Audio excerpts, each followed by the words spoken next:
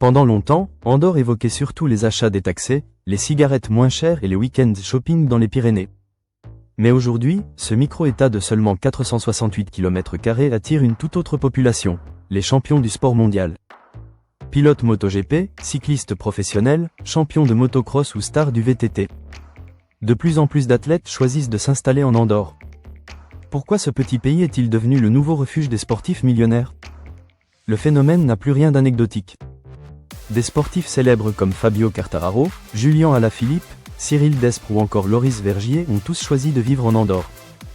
Et derrière ces noms connus se trouvent également des dizaines d'autres athlètes professionnels, souvent moins médiatisés, mais attirés par les mêmes avantages.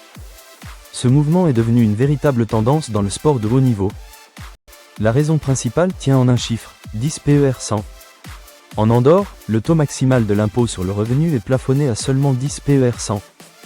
En comparaison, dans certains pays comme la France, les prélèvements peuvent approcher les 50 PER 100 pour les hauts revenus. Pour les sportifs professionnels, dont la carrière dure rarement plus de 15 ou 20 ans, la logique financière est simple. Lorsqu'un athlète gagne plusieurs centaines de milliers d'euros grâce aux contrats, aux primes et aux sponsors, la différence fiscale devient gigantesque. Sur une carrière entière, cela représente parfois plusieurs millions d'euros économisés. Mais Andorre ne séduit pas uniquement pour ses impôts. Le pays offre aussi un environnement idéal pour l'entraînement sportif. Les cyclistes profitent des routes de montagne et des cols pyrénéens. Les VTTistes trouvent certaines des meilleures pistes d'Europe. Les sports d'endurance bénéficient également de l'altitude, très recherchée pour améliorer les performances physiques.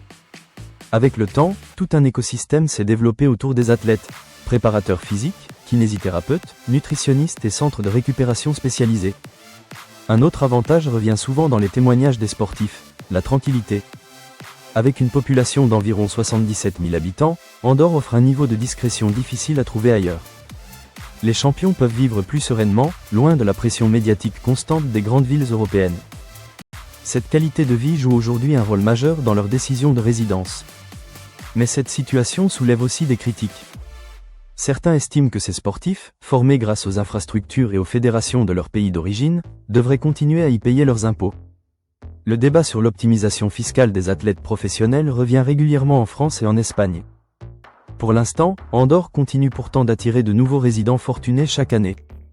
En seulement quelques décennies, Andorre a complètement transformé son image.